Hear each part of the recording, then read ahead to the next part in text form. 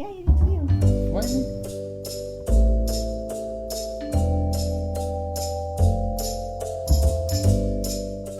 Hello, welcome to our YouTube channel, and today we are back in our kitchen and we're gonna be cooking another quick and an easy recipe that we always cook at home.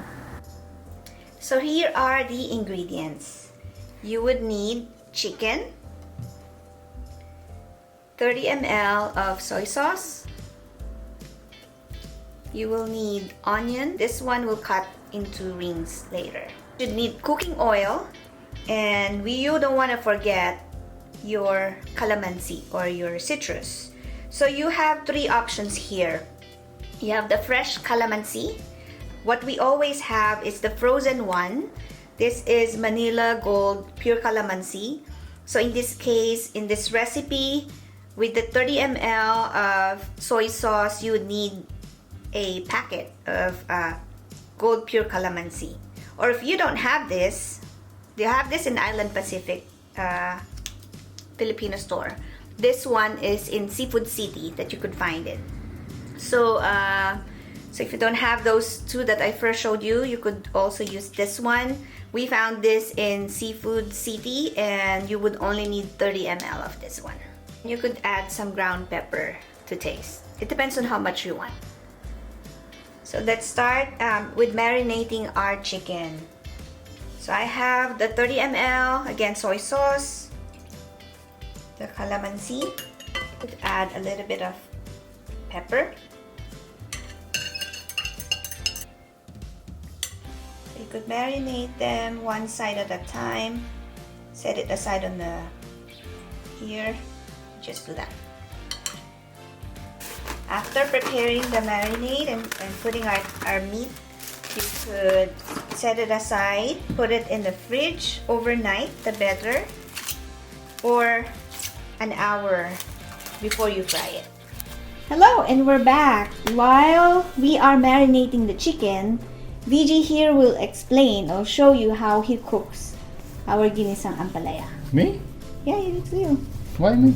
Because you're the one. He's the one who always cooks now. I work. No. He's the one who always cooks, so he's gonna show you. Yeah, so we are going to cook my version of ampalaya. First, we need our bitter melon. Ito, ampalaya. There's a lot of benefits on this, so good for blood pressure. It kills some of the cancer, so that's good. So ang ginawa ko lang, all I did was I washed the ampalaya and I removed the seeds. Tapos I soaked it with water na may asin. So that would take some of the bitterness out. And the amount of your salt is Probably one. just enough because you won't add salt anywhere later. Okay. And I also would put shrimp, but I deveined it. So And that's his version. He always leave that head. yeah, so mas masarap pag may head. It has that flavor na later on. So it won't be as bitter for the ampalaya. And I have my onions chopped. I have my garlic. Plus, I also have my little cheat sheet. It's probably about 30 ml or less of... It's a tablespoon. Tablespoon of oyster sauce. So, yan ang prepared ko sa aking style ng ampalaya. And cooking oil. And also cooking oil. A little bit to saute. So, let's do it. Let's heat up our pan. Put our oil, onions.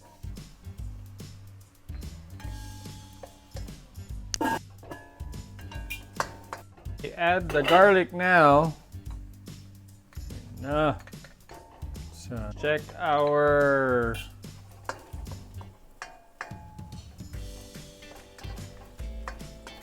probably add our shrimp now. Shrimp.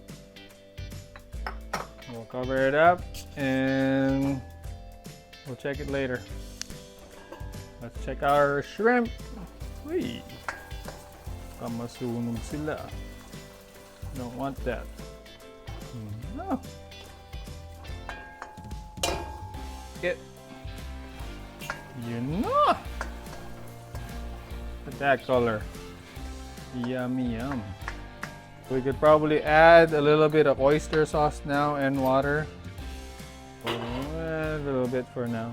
And a little bit of water. Let's check our... Hey, look at that. Yan na. Wow.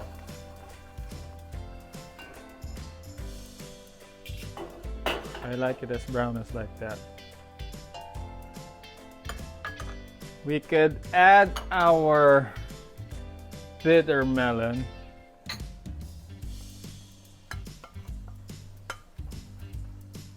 And we'll cover it up. Okay. Wow. Oh, look at how green that bitter melon. And we'll check the taste maya maya. Uy. Yan na.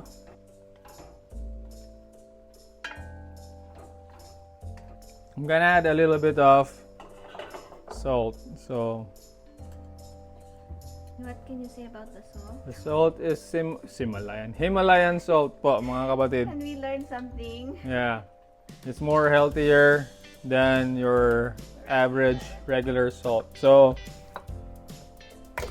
ayan, then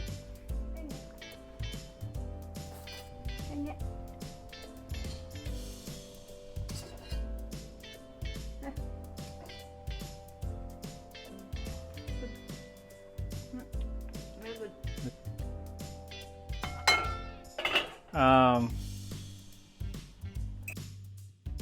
Egg. Sarap yan pag yung ampalaya natin if it has an egg on it. At this mushrooms. Gotta have the mushrooms. It adds flavor to that too. So I just put it in there, wait for about a minute, and it's ready for plating. And we're probably gonna cook the chicken steak. Alright, so let's cook our chicken. Let's put our chicken.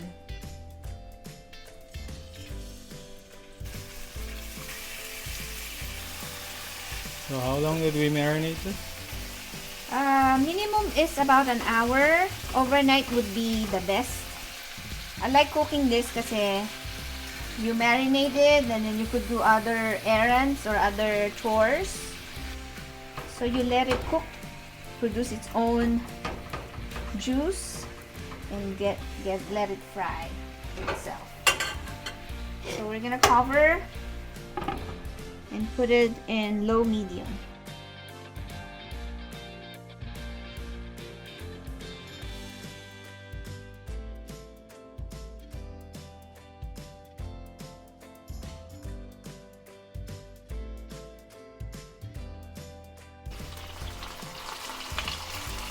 Ooh, it's cooking now. So the other side is cooked already. I actually want it that way. You could cook some more if you would want it this cooked.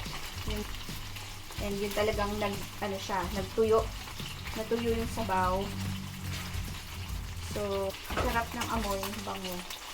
Okay, we could get this na. And we're gonna do our onion rings.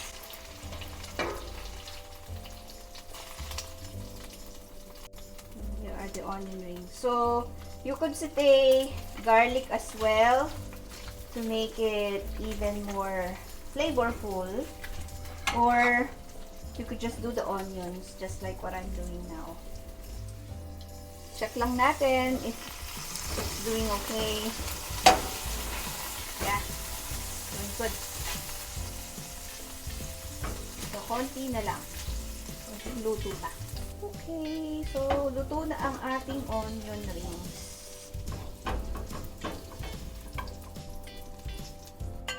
Ito yung tira. This is the leftover marinade. So, it's either you cook it by itself or you add it when the cooked chicken is here Pero kasi that's with raw chicken kanina. So you just have to make sure that this will cook muna. So we'll give it some time. Or you could skip this step. Let's just make fried rice. Kasi natin konti apoy. So let's cook the garlic. Yun ang masarap dyan eh. Ito oh, yung dumikit-dikit na yan. So let's put our rice. Again, this is our brown and red rice. Ang bango niya. Gusto ko nang kumain. Okay? Let's see. Ang bango. Let's cook it some more. Alright. We are just to link it.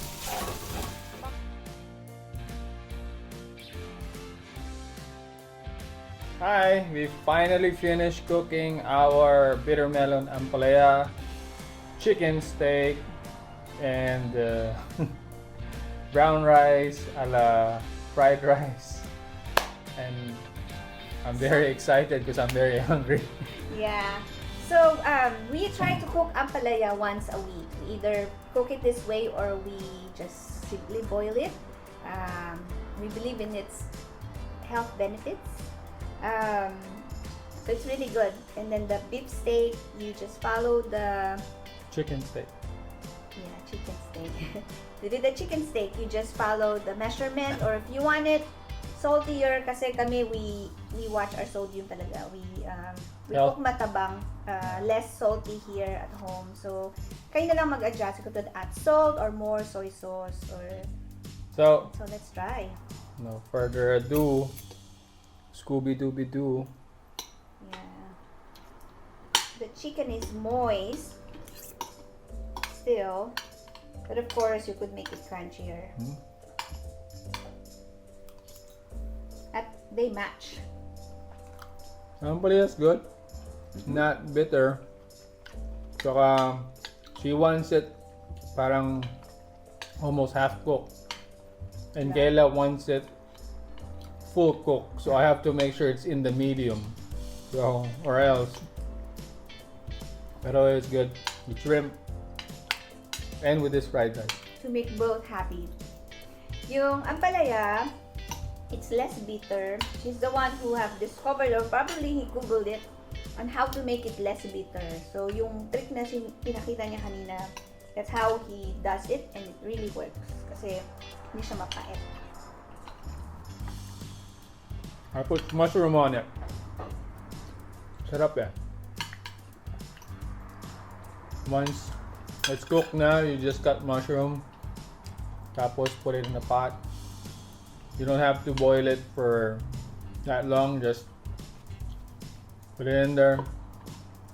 And it's done. Just wait for about a couple of minutes with the fire off. And the rice, it really matched with this too. Kasi yung where we cook the chicken, it added a lot of flavor to the fried rice. So talagang it made it really good. Remind me of how we cook it at home. Me growing up, yung nanay ko ganito. Yung pinaglutuan, doon na rin init yung kanin.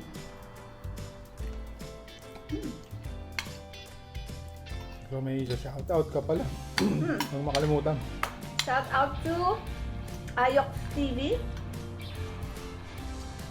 to one of our followers that asked to be shouted out. Please support our friend Maylene's online business. We'll put the link below or the caption. And we have been vlogging since September and wouldn't be able to reach this point. And I forgot how many videos we have made, but we're gonna do it all without your love and your support and of course your prayers. So thank you so much. So please like our videos, or any reaction would work. Yeah, your comments are welcome to make us better in what we do. Yeah, thank you. I love the onion as well. They're sweet. I'm gonna finish this now. So, see you guys in the next vlog. Thank you for always supporting us. And again, please like and subscribe and pray Like, for us. share, and subscribe. Thanks for watching and God bless.